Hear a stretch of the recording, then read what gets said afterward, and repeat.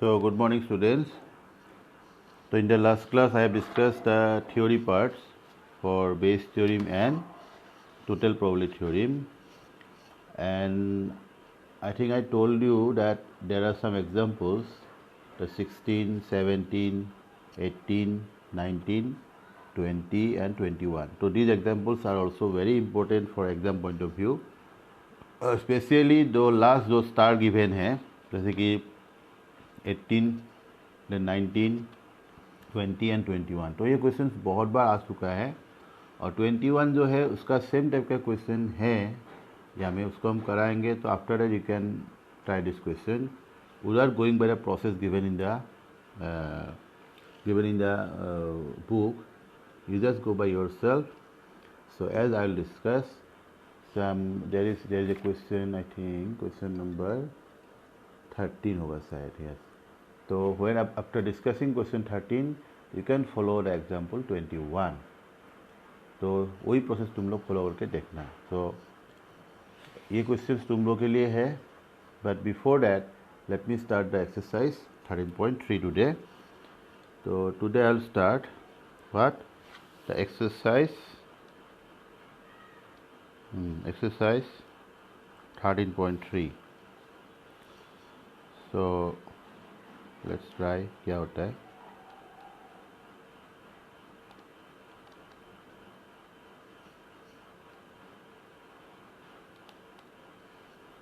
नहीं हो रहा है, होना चाहिए था। Let's check one thing, we have taken color also. Guys, why did it happen? Let me check once.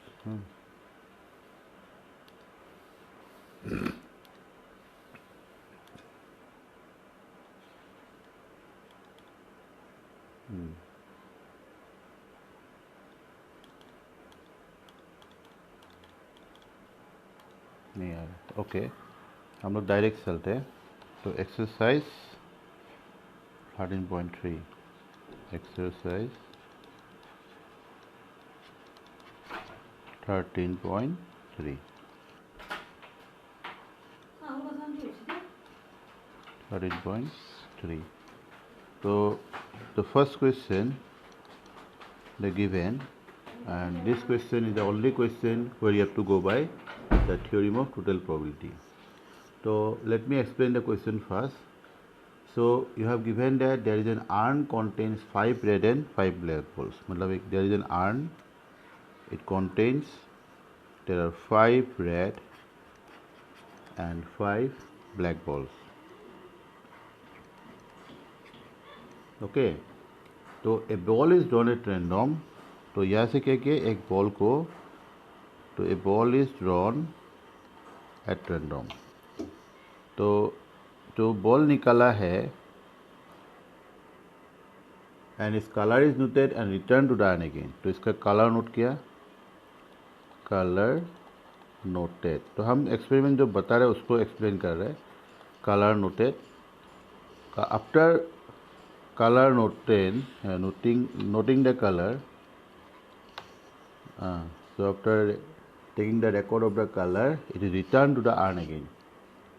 Okay, उसके बाद क्या किया है, दो additional balls of the same colour are added to the urn. तो अर्न में add किया है। तो ऐसा है, actually 2 balls are added there। After that, after addition of 2 balls, 1 ball is drawn at random। After that, another ball is drawn। This is the second ball drawn। ठीक है। Then what is the probability that the second ball is red? तो हमको ये ball red होने का probability निकालना है। देखो यहाँ में हम लोग को ये प्रोबेबिलिटी निकालना है। तो जिसका निकालना है वो होगा हम लोग का अभी ए। ठीक है, उसके बाद हम लोग को पहले देखना है कि पार्टीशंस, ऑलवेज हमें हर क्वेश्चन में पार्टीशन फॉर्म करना होगा। तो पार्टीशन के लिए हम लोग देखना है कि हम लोग ऐसा इवेंट्स लेना है which completes the whole sample space, क्योंकि अभी हम लोग का सैम्पल स्पेस कैसा होगा, यहाँ में हम लोग का दो टाइप का बॉल आ रहा है। पहले एक बॉल निकाला, काला नोट किया, फिर हम सेकेंड बॉल को ड्रॉ किया, इसका भी कलर दिखेगा। तो इसका मतलब हम लोग इसमें दो ही कलर है, तो इसमें हम लोग का सैम्पल स्पेस लाइक ऐसा होगा। Maybe that there are two reds you have drawn, maybe that you have drawn two, sorry continuously जाना से ठीक है, maybe that red and black, maybe that first black second red, और maybe that both are black. तो ये जो sample space है हो सकता है। तो हम लोग को ऐसा इवेंट देना होगा सो दैट हम लोग का पूरा सैम्पल स्पेस आ जाए। तो उसके लिए हम लोग फर्स्ट बॉल से ले सकते हैं, क्योंकि देखो इसमें फर्स्ट बॉल रेड दो इवेंट्स में है, दो आर्कर्स में है, और फर्स्ट बॉल ब्लैक दो आर्कर्स में। इसका मतलब हम लोग ऐसे ले सकते हैं, इफ़ यू एज्यूम दैट, ये आइडिया हम लोग को खुद क्लियर करना होगा, तो ये आ ही जाएगा धीरे धीरे। हम लोग लेंगे फिर फर्स्ट बॉल इज रेड, ये हो गया हम लोग का पहला आउटकम इवेंट, सॉरी। उसके बाद हम लोग ले सकते हैं कि फर्स्ट बॉल इज ब्लैक, क्योंकि दो ही ऑप्शन से आइदर ब्लैक या रेड होगा। तो after doing this you see first ball is red means हम लोग को ये दो आउटकम आ गया, and first ball is black means ये दो आउटकम आ गया। इसका मतलब it covers the whole sample space. Now you can say it forms the partition. और तो अभी हमको इवेंट लेना है जिसका प्रोबेबिलिटी हमको निकालना है, किसका, the second ball is red. तो you take it as A, ठीक है। अभी हम लोग का फॉर्मूला, बाय फॉर्मूला हमको प्रोबेबिलिटी ऑफ ए निकालना है। तो प्रोबेबिलिटी ऑफ ए निकालना है तो हम लोग का फॉर्मूला क्या होगा, you have to go by total probability theorem. अभी हम लोग का पार्टीशन में सिर्फ दो ही इवेंट्स है, तो हम लोग को ज़्यादा लंबा नहीं होगा। U1 probability of A given U1, you can go by the formula, plus probability of E2, हम कहते हैं plus probability of E2 then probability of A given E2। तो ये होगा हम लोग का फॉर्मूला जो हमको अभी यूज़ करना है। उसके लिए हमको ये चारों इवेंट्स का प्रोबेबिलिटी चाहिए। और तुम लोग देखना, तुम लोग का ज़्यादातर क्वेश्चन में ही पार्टीशन में हम लोग ज़्यादा इवेंट्स नहीं लेंगे, क्योंकि जितना ज़्यादा लेंगे उतना कैलकुलेशन ज़्यादा होगा। इसलिए हम लोग 2 या 3 में ही करेंगे, जितना कम कर सकते हो तुम्हारे लिए अच्छा है। और कैसे कम ज़्यादा करना है ये आइडिया तुम लोग को मिल जाएगा।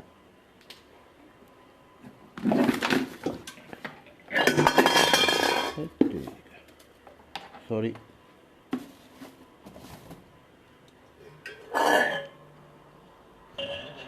तो अभी देखते हैं you go to the next page. तो in the next page let's go for first probability of U1। तो U1 क्या होगा, फर्स्ट बॉल इज रेड ना, तो यहाँ में रेड 5 है, ब्लैक 5 है, it will be what 5 out of 10, so it will B 1/2। That probability E2 क्या होगा, getting the first ball black, यहाँ में भी 5/10 है, सो इट विल हैव 1/2। इसका मतलब दोनों का। और देखो एक चीज़ हम बता देते हैं कि जब भी हम लोग पार्टीशन फॉर्म्स करते हैं तो तुम लोग एक चीज़ याद रखो कि जो जो इवेंट हम लोग पार्टीशन में लेंगे, जितना भी लेंगे 2 या 3 या जितना भी लेंगे, तो ये पार्टीशन तुमको कब लगेगा कि हाँ ये करेक्ट है। तो इसके लिए एक टेक्निक है जिससे तुम पता लगा सकते हो कि ये करेक्ट है। तुम लोग जो पार्टीशन को लेगा उसके बाद जब हम लोग प्रोबेबिलिटीज निकालेगा, तो देखना जितना भी पार्टीशंस हो, जितना भी इवेंट्स हो, सबका प्रोबेबिलिटी का सम ऑलवेज 1 आना चाहिए। इसमें 1 आएगा मतलब यू आर राइट, ठीक है। लेकिन 1 नहीं आएगा तो ये कभी सही नहीं हो सकता है, something is wrong you have done. Okay, this thing you have to remember in every case when you take the partitions। okay, now let's go for the main event जो probability निकालना है, A given U1 and A given E2। अच्छा, A given U1 का meaning क्या होगा, तो A given U1 का मतलब है कि probability getting A, मतलब get A मतलब second ball red, and this is given that U1 मतलब फर्स्ट बॉल इज रेड। देखो हम लोग का पहला डायग्राम में जाता है कि डायग्राम जो था यहाँ में देखो जो डायग्राम था इसको हम again let me repeat here, तो अब तुम लोगों को समझ में आएगा। तो जैसे कि मान लो हम लोग का पास क्या था, ऐसे डायग्राम को थोड़ा सा डिस्क्रीट कर देते so that you can easily understand. So गड़बड़ हो गया, हम लोग इसको लिया ही नहीं था, ऐसे लेना पड़ेगा। Now you can do. तो फिर गड़बड़ हो गया। अच्छा, तो इसको बाद में लिखेंगे। पहले देखते हैं कि हम लोग को क्या दिया था। हम लोग को दिया था ये, देखो, there is an urn, there is an urn. तो अर्न में हम लोग का बॉल्स था, तो बॉल्स था there are 5 red, there are 5 red था एंड 5 ब्लैक था।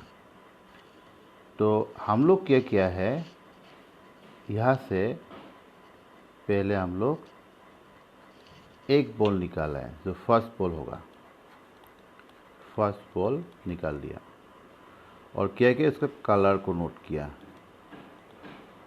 ठीक है, उसके बाद हम लोग क्या किया है, जो कलर का बॉल निकाला है, ये पार्ट इम्पोर्टेंट है। The colour you have drawn, the ball you have drawn of which colour. तो इसका कलर, इसको कलर को नोट किया। तो उसके बाद हम लोग क्या करेंगे, इसको, ये बॉल को, ये जो बॉल हम लोग लिया था, इसको हम अगेन बॉक्स में रिटर्न करेंगे। ठीक है, इसके बाद हमको क्या करना है, जो कलर का हम बॉल निकाला था, रिमेंबर यहाँ में जो भी कलर का हम बॉल निकाला है, ऐसा ही हम लोग two balls of same colour that you have taken out, जो कलर का हम बॉल निकाला था वही कलर का 2 बॉल इसमें हमको ऐड करना है, यहाँ पे ऐड करना है। तो ऐड करने के बाद हम लोग का अभी बॉल कितना हो गया, टोटल 12 बॉल्स हो गया। आफ्टर डैट हम लोग क्या किया है, हम लोग एक बॉल ड्रॉ किया, जो कि सेकेंड बॉल हम लोग ड्रॉ किया। तो ये हम लोग को निकालना है। अभी जो हम लोग को देखो यहाँ में, अभी हम लोग को हमको निकालना है probability of A given U1 ना। तो हम इसको एक काम करते हैं, इसको यहाँ से हटा देते हैं क्योंकि इसमें स्पेस चाहिए थोड़ा। तो हम लोग को probability of A given U1 निकालना है। So let's go for this. अब इसका मीनिंग तुम लोग को क्लियरली समझ में आएगा। Getting a means second ball red, ठीक है, ए मतलब सेकेंड बॉल रेड होना है, और गिवन दैट U1 मतलब फर्स्ट बॉल क्या था, रेड था, U1 का मतलब रेड था। जब फर्स्ट बॉल रेड होगा तो देखो क्या होता है, ये बॉल रेड है तो इसको रिटर्न कर दिया। तो हम लोग 2 बॉल जो ऐड किया, ये दोनों बॉल क्या होगा, इन दिस केस रेड होगा ना, in this case the balls are red. जब हम दोनों रेड बॉल यहाँ में ऐड करेंगे, इसका मतलब हम लोग को अभी कितना रेड बॉल हो गया, टोटल 7 रेड बॉल हो गया, 7 रेड हो गया और 5 ब्लैक हो गया। तो अभी हम लोग का अर्न का बॉल्स, नंबर बॉल चेंज हो गया ना। उसके बाद हम लोग सेकेंड बॉल निकाला है, तो सेकेंड बॉल रेड मिलने का प्रोबेबिलिटी क्या है, इसका मतलब रेड मिलने का प्रोबेबिलिटी निकालना है। तो ये कंडीशन हम लोग का इससे आ रहा है। तो जब 7 बॉल रेड है, 5 ब्लैक है, तो ये 5 ब्लैक है, 3 नहीं, फिर हम लोग गलत लिखा है इसमें, इसको ऐसे भी हम काटे ही देगा। तो इसमें 5 ब्लैक था ना। तो हम लोग क्या किया, यहाँ से getting red in the second case, मतलब अभी हम लोग का बॉल्स इतना है, बिकॉज ऑफ गिवन U1 हम लोग का इतना हो गया, इतना से हम एक बॉल निकाला है, तो रेड मिलने का प्रोबेबिलिटी क्या है, सिंपली क्या होगा, 7/12 होगा। ठीक है, next go for probability of A given E2। तो ए गिवन E2 में क्या होगा, getting red given that E2 मतलब फर्स्ट बॉल वाज ब्लैक। अभी हम लोग जो पहले फर्स्ट बॉल निकाला था रेड था, अभी फर्स्ट बॉल हम लोग का ब्लैक है, तो ब्लैक होगा मतलब अभी हम लोग का सिचुएशन कंप्लीट चेंज होगा। तो जब ब्लैक होगा तो हम लोग यहाँ में 2 ब्लैक बॉल ऐड करेंगे।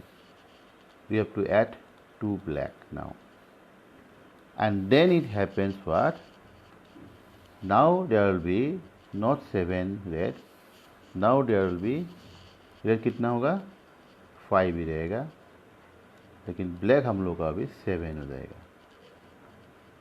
ठीक है, तो इसका मतलब 7 ब्लैक एंड 5 रेड। बट हमको यहाँ में भी गेटिंग रेड का ही प्रोबेबिलिटी निकालना है, सेकेंड बॉल रेड होने का प्रोबेबिलिटी क्या होगा। अभी हम लोग का रेड 5 है, आउट ऑफ 12, सो आंसर होगा इसमें 5/12।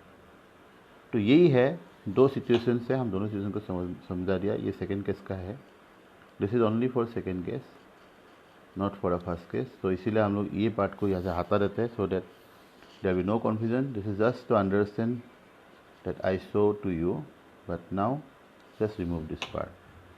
अभी तुम लोग को चारों का प्रोबेबिलिटी मिल गया, तो अभी तुम लोग फॉर्मूला से डायरेक्ट हमको जो प्रोबेबिलिटी निकालना है, रिक्वायर्ड प्रोबेबिलिटी, हम लोग निकाल सकते हैं। Just go by formula, A given E1 plus probability of E2, A given E2। तो जस्ट पुट देयर वैल्यूज, इसका हाफ है एंड देयर इज 7/12, इसका हाफ है एंड देयर इज 5/12। तो यहाँ में टोटल 12/24, सो आंसर इज 1/2। तो that is question number 1।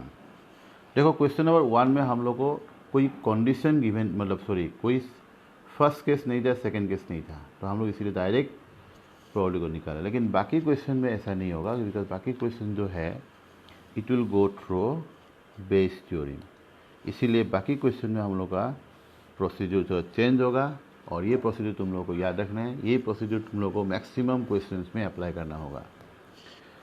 Okay, अभी थोड़ा सा ध्यान से देखना होगा, ये 2-3 क्वेश्चन तुम लोग के लिए बहुत इंपॉर्टेंट है। एक बार इसको समझ में आ गया तो it will be very easy, you can go for any questions here.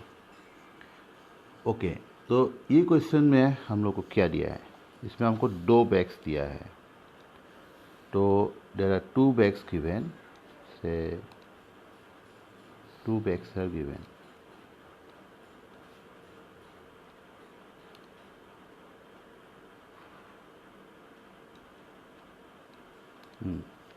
So this is the first bag and another one, same.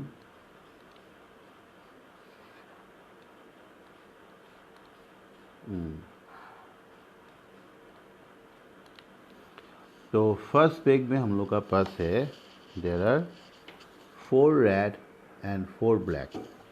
तो इसमें 4 रेड है एंड 4 ब्लैक है। और सेकेंड बैग में हम लोग का पास 2 रेड है and 6 black है। So this is bag 1, you can say bag 1 and this is bag 2। तो उसके बाद क्या क्या है, one of the 2 bags is selected at random and a ball is drawn from the bag।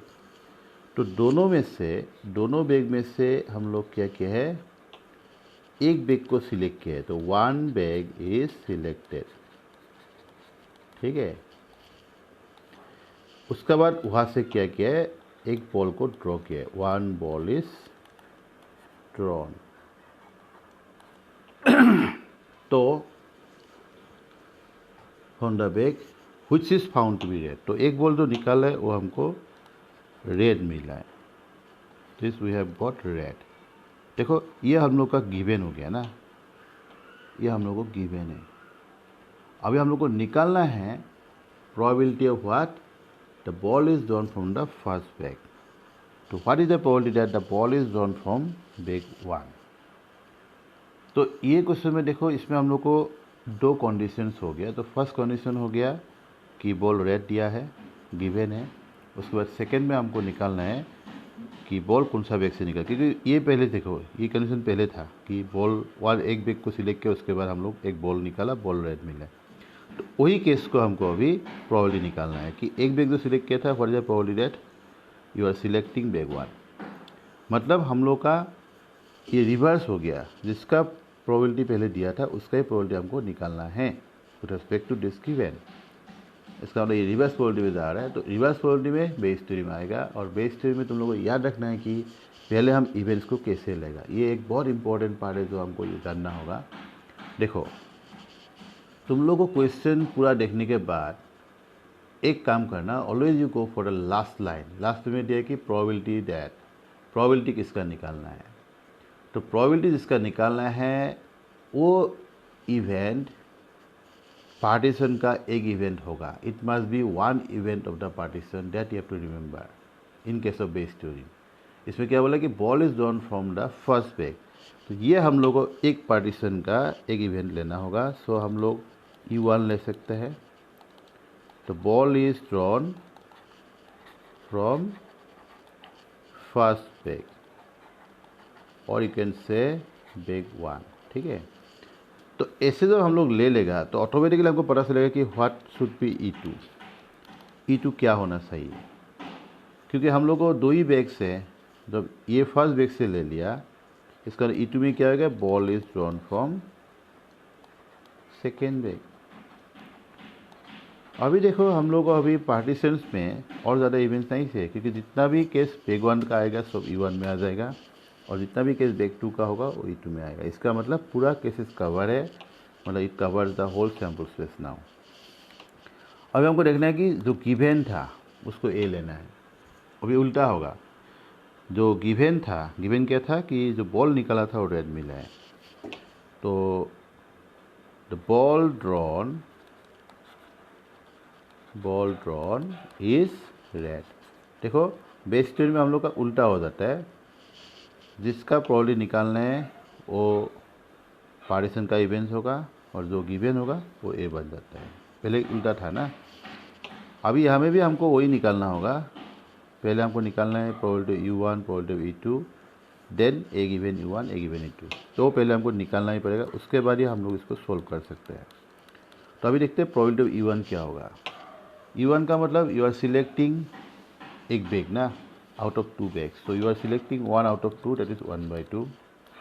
E2 का मतलब भी वही है, you are selecting second bag out of 2 bags, so again 1/2। अभी देखो इसमें प्रोबेबिलिटी का सब 1 आ रहा है, तो there should not be wrong anything in case of partitions. So then go for a given U1। a given U1 का मतलब क्या है, तो a मतलब the drawn ball is red ना, and given that the ball is drawn from first bag, U1 का मतलब first bag, तो रेड मिला है, फर्स्ट बैग से ड्रॉ किया, रेड मिला, तो क्या होगा, इसमें 4 रेड है 4 ब्लैक है, कितना होगा, 4/8 होगा। And you can write this one as 1/2 also। तो उसके बाद नेक्स्ट आ रहा है probability of A given E2 ना, same process, ball drawn is red, E2 मतलब bag is drawn from bag 2। तो बैग 2 में हम लोग का टोटल 8 है, out of them 2 are red, so it will be कितना होगा, 2/6, सो इट इज 1/3। तो ये तो हमको मिल गया। उसके बाद हम लोग अभी बेस थ्योरम से इसको निकालना है। तो बेस थ्योरम क्या था, हमको क्या निकालना है, हमको निकालना है कि ball is drawn from bag 1, मतलब प्रोबेबिलिटी ऑफ U1, और गिवन क्या है, द बॉल वाज रेड, मतलब ए गिवन। तो ये जब निकालना है तो बेस थ्योरम से क्या होगा, बेस थ्योरम से हम लोग का जो भी इवेंट यहाँ में आता है वो इवेंट अगेन यहाँ में रिपीट होगा, U1 then A given U1, ये आएगा। उसके बाद डिनोमिनेटर में पूरा आएगा जितना भी था। अभी इसमें हमको 2 इवेंट है, दोनों ही आएगा, U1 A given U1 plus probability of E2 A given E2। तो इसको तुम लोग याद रखना है, क्योंकि यही फॉर्मूला तुमको बार बार अप्लाई करना होगा, जिसमें हम लोग का 2 इवेंट्स होगा, और 3 होगा तो सिर्फ यहाँ में 1 बढ़ेगा, यहाँ में तो 1 ही रहेगा, जो इसमें आता है वही आएगा, जस्ट न्यूमरेटर ओनली चेंजेस। तो इसीलिए अभी तुमको सिर्फ वैल्यू को पुट करना है। तो इसका वैल्यू था कितना, ये था 1/2, और ए गिवन U1 का कितना था, इसका भी 1/2 आई थिंक, यस 1/2 था। एक बार देख लेते हैं ना क्या था, 1/2 1/3। तो इसका मतलब कैलकुलेशन बहुत ज़्यादा हार्ड नहीं होगा। तो ये तो हाफ इंटू हाफ हो गया, फिर फर्स्ट टर्म तो सेम ही है, क्योंकि इसका फर्स्ट टर्म देखो दोनों सेम है। सेकेंड टर्म में आएगा हाफ इंटू, इसका है 1/3। So now simply you calculate 1/4, और इसमें कितना होगा, ये भी 1/4 है, 1/6 है। So you will take the LCM, you will have how much, 4 and 6 है तो 12 होगा, 12, इसमें कितना आ रहा है, 3 + 2 आ रहा है। सो 1/4 12/5, so you can cancel it, you will have 3/5। तो ये है directly if you go by formula so it will be your answer. तो ये है बेस थ्योरम का क्वेश्चन। तो प्रोसेस, यही प्रोसेस को हमको बार बार सभी क्वेश्चन में अप्लाई करना होगा, इसीलिए हम तुम लोग को और एक क्वेश्चन दिखा देते हैं जिससे तुम लोग को और भी थोड़ा समझ में आ जाए। तो इसमें हम बोला है कि of the students in a college, it is known that 60% reside in hostel and 40% are day scholars. And previous year results that report that 30% of all the students who reside in hostel attain A grade and 20% of day scholars attain A grade in their annual examination. At the end of the year, one student is selected at random from the college and he has an A grade. ये given है. Then what is the probability that the student is a hosteler? देखो यहाँ में question हम बता रहे थे क्या दिया है। एक्चुअली एक कॉलेज में बोला था कि जिसमें 60% हॉस्टल में रहता है और 40% डे स्कॉलर है। तो उसमें से वो लोग देखा है कि जो प्रीवियस ईयर्स रिजल्ट है उससे देखा है कि हॉस्टल में से 30% को ए ग्रेड मिला था और जो डे स्कॉलर है वहाँ से 20% को ए ग्रेड मिला था। उसके बाद बोला है कि एक स्टूडेंट को जब सिलेक्ट किया तो उसका ए ग्रेड है, तो हमको निकालना है कि probability that the student is a hosteller. जो स्टूडेंट सिलेक्ट किया था उसको ए ग्रेड है, तो हमको निकालना है कि स्टूडेंट हॉस्टल का होने का प्रोबेबिलिटी क्या है। तो यहाँ में हम लोग को पहले देखना है कि डायरेक्ट कि स्टूडेंट इज ए हॉस्टेलर, इसका प्रोबेबिलिटी निकालना है। That will be one event of the partition. इसलिए हम लोग को बिना सोचे डायरेक्टली उसको ही हम लोग फर्स्ट इवेंट लेना है कि स्टूडेंट इज ए हॉस्टेलर। ठीक है, तो स्टूडेंट हॉस्टेलर U1 ले लिया, तो उसके बाद हम लोग का पास और एक ही ऑप्शन बाकी रह गया कि स्टूडेंट इज ए हॉस्टेलर नहीं होगा तो क्या होगा, डे स्कॉलर होगा। दो ही ऑप्शन है, तो इसीलिए हम लोग को ज़्यादा सोचने का ज़रूरत नहीं है। You can directly write that student is a day scholar and no more option left, so it covers the whole sample space. उसके बाद हमको देखना है कि गिवन क्या था। गिवन था कि जो सिलेक्टेड स्टूडेंट था, the student has an A grade. The student selected, जो स्टूडेंट हम लोग सिलेक्ट किया था, selected has an A grade. तो ये हम लोग का गिवन है। देखो एक्चुअली स्टार्टिंग तो यहाँ से हुआ था, फिर यही हम लोग का गिवन हो गया। तो अभी हम लोग को यहाँ में भी सेम प्रोसेस, पहले U1 का निकालो। U1 स्टूडेंट हॉस्टेलर होने का प्रोबेबिलिटी क्या है, क्योंकि हॉस्टेलर हम लोग का 60% हॉस्टेलर है, तो 60/100 होगा, तो 6/10। फिर डे स्कॉलर कितना है, E2 मतलब student is a day scholar 40% है, तो 4/10। अभी तुम देख सकते हो दोनों का सम 1 आ रहा है, so it covers the partition. The partition is okay. Then after that you need to find out what a given U1। तो ए गिवन U1 का यहाँ में मीनिंग क्या है, देखो हम दोनों को लिख लेते हैं। ए गिवन U1 का मीनिंग क्या होगा, इसमें probability that the student has an A grade ना, and given that the student is a hosteller. इसका मतलब हॉस्टेलर होने से ए ग्रेड मिलने का प्रोबेबिलिटी क्या है। वो तो हमको दिया है कि 30% आउट हॉस्टेलर से ए ग्रेड मिला है प्रीवियस ईयर रिजल्ट, तो इसका प्रोबेबिलिटी प्रीवियस ईयर से आएगा ना, तो इसलिए 30% को ए ग्रेड मिला था, तो 30% ही होगा for the getting A grade from the hostel. तो इसमें क्या बोला है, getting A grade given that student is a day scholar. इसका मतलब getting A grade out of day scholars, उसका भी दिया है 20%, सो 20/100, सो 2/10। तो हम 10 में इसलिए रखा है क्योंकि हमको कैलकुलेशन में बाद में आसान होगा, इसलिए you don't need to calculate, you don't need to cancel it, you just keep it like that. हमको भी निकालना क्या है, probability of what, probability U1 मतलब student is a hosteller given that the student has an A grade, ये हमको निकालना है। तो इसमें अगेन फार्मूला होगा।